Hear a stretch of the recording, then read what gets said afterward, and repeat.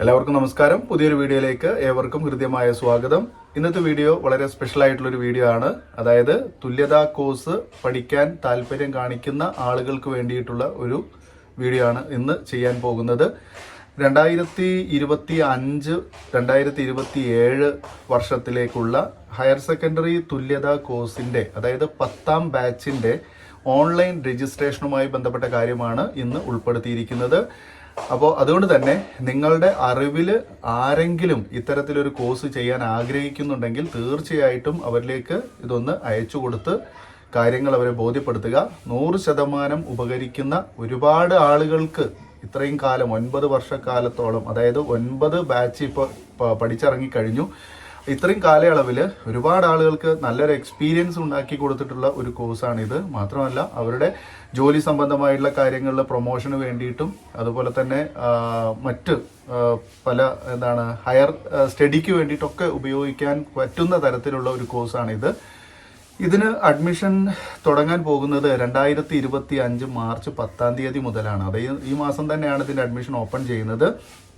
2025 March 10-ാം തീയതി മുതൽ 2025 April 30-ാം തീയതി വരെയാണ് ഇതിൻ്റെ കാലാവധി എന്ന് പറയുന്നത്. അതായത് ഇതിൻ്റെ അഡ്മിഷൻ എടുക്കാനുള്ള ലാസ്റ്റ് ഡേറ്റ് എന്ന് പറയുന്നത് ഏപ്രിൽ 30-ാം തീയതിയാണ്. ചില സമയത്ത് അത് നീട്ടിക്കിട്ടാൻ സാധ്യതയുണ്ട്. മെയ് മാസത്തിലേക്കൊക്കെ ചിലപ്പോൾ നീട്ടിക്കിട്ടാൻ സാധ്യതയുണ്ട്.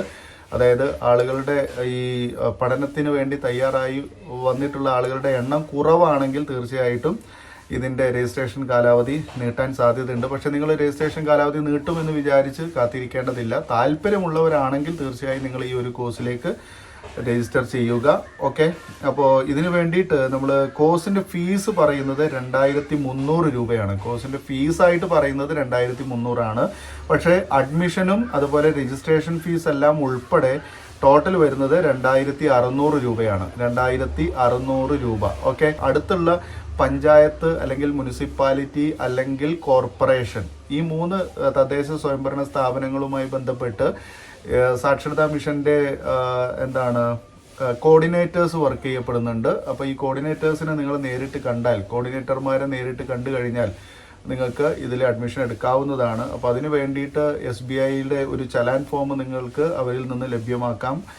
ആ ചലാൻ ഫോം പ്രകാരമാണ് നമുക്കിതിൽ SBIയിൽ പോയിട്ട് നമ്മൾ ഇതിൻ്റെ ഫീ ചലാനായിട്ട് അടയ്ക്കുകയും ആ ചലാൻ ഫോമും പിന്നെ നിങ്ങളുടെ യോഗ്യത തെളിയിക്കുന്ന സർട്ടിഫിക്കറ്റുകളുമായിട്ട് നിങ്ങൾ തിരിച്ച് ആ കോർഡിനേറ്റേഴ്സിനെ തന്നെ കാണുകയും അവർക്ക് നിങ്ങളെ അതിൻ്റെ ഈ രജിസ്ട്രേഷൻ അല്ലെങ്കിൽ അഡ്മിഷൻ നടത്തുന്നതിന് വേണ്ടിയിട്ടുള്ള അതിന് വേണ്ടിയിട്ട് ചെറിയൊരു തുക കൂടി അവർക്ക് നൽകേണ്ടി വരും. ഒരു 200-300 രൂപ അവർക്ക് നൽകേണ്ടി വരും. കാരണം അത് ഓൺലൈൻ വർക്ക് ചെയ്യാൻ വേണ്ടിയിട്ടാണ്.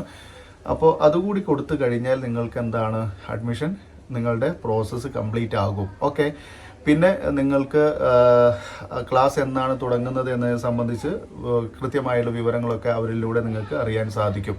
അപ്പോൾ ആർക്കൊക്കെയാണ് ഇപ്പോൾ ഇതിൽ അഡ്മിഷൻ എടുക്കാൻ കഴിയുക എന്ന് നിങ്ങൾക്കൊരു സംശയം ഉണ്ടാകും. പലപ്പോഴും നിങ്ങൾ എൻ്റെ വീഡിയോ കാണുന്നവരാണെങ്കിൽ, മുൻപൊക്കെ വീഡിയോ കണ്ടിട്ടുള്ളവരാണെന്നുണ്ടെങ്കിൽ തീർച്ചയായും മുൻപത്തെ വീഡിയോകളിലൊക്കെ നമ്മൾ പലവട്ടം പറഞ്ഞതാണ്. ഈ കോഴ്സിന് അഡ്മിഷൻ എടുക്കാവുന്നത് +1 +2 ആയതുകൊണ്ട് തന്നെ 10ാം ക്ലാസ് പാസ്സാവണം എന്ന് നിർബന്ധമാണ്. ഓക്കെ, 10ാം ക്ലാസ് പാസ്സായവർക്ക് ഇതിൽ അഡ്മിഷൻ എടുക്കാൻ സാധിക്കുകയുള്ളൂ.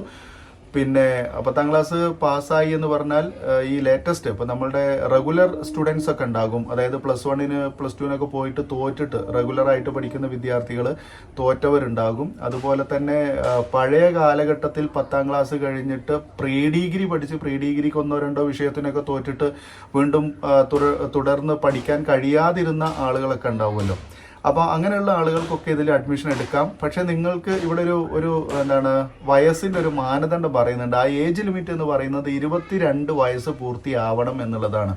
ഓക്കെ, 22 വയസ്സ് പൂർത്തിയായിട്ടുള്ള 10ാം ക്ലാസ് പാസ്സായ യോഗ്യതയുള്ള ഏതൊരാൾക്കും നിങ്ങൾക്ക് എന്ത് ചെയ്യാം, ഈ തുല്യത ഹയർ സെക്കൻഡറി കോഴ്സിന് അഡ്മിഷൻ എടുക്കാവുന്നതാണ്. ഓക്കെ, ഇത് 2 വർഷത്തെ കോഴ്സാണ്. 2 വർഷം എന്ന് പറയുമ്പോൾ കൃത്യമായിട്ട് 2 വർഷം നമുക്ക് 1 വർഷം അതായത് ഫസ്റ്റ് ഇയറിന്റെ എക്സാം ഉണ്ടാകും, അതുപോലെ തന്നെ സെക്കൻഡ് ഇയറിന്റെ എക്സാം ഉണ്ടാകും. ഫസ്റ്റ് ഇയറിൽ തോറ്റ് കഴിഞ്ഞാൽ അതിന്റെ ഇംപ്രൂവ്മെന്റ് ആയിട്ട് സെക്കൻഡ് ഇയറിന്റെ കൂടെ നിങ്ങൾക്ക് ഇംപ്രൂവ്മെന്റ് എഴുതാൻ പറ്റുള്ളൂ.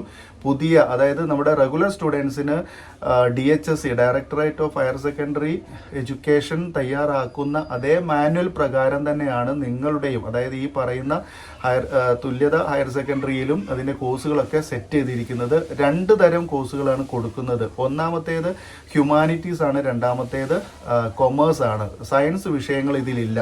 അപ്പോൾ പലപ്പോഴും പലരും ചോദിക്കാറുണ്ട് സയൻസ് വിഷയങ്ങൾ ഉണ്ടോ എന്ന് അന്വേഷിക്കാറുണ്ട്. അപ്പോൾ അവർ പ്രത്യേകം ഓർക്കുക, സയൻസ് വിഷയങ്ങളില്ല. നിങ്ങൾ സയൻസ് വിഷയം പഠിച്ചവരാണ്, പഴയ കാലത്ത് പഠിച്ചവരാണ്, തോറ്റവരാണ്, +2 തോറ്റിട്ട് അല്ലെങ്കിൽ പ്രീ ഡിഗ്രി തോറ്റവരൊക്കെ ആണെന്നുണ്ടെങ്കിൽ, സയൻസ് പോലുള്ള വിഷയങ്ങളൊക്കെ എടുത്തവരാണെങ്കിൽ തീർച്ചയായിട്ടും നിങ്ങൾക്ക് എന്ത് ചെയ്യാം, ഇതിലേക്ക് അഡ്മിഷൻ എടുത്തിട്ട് ഹ്യൂമാനിറ്റീസോ കൊമേഴ്സോ എടുത്ത് പഠിക്കാവുന്നതേ ഉള്ളൂ. നിങ്ങൾക്കൊരു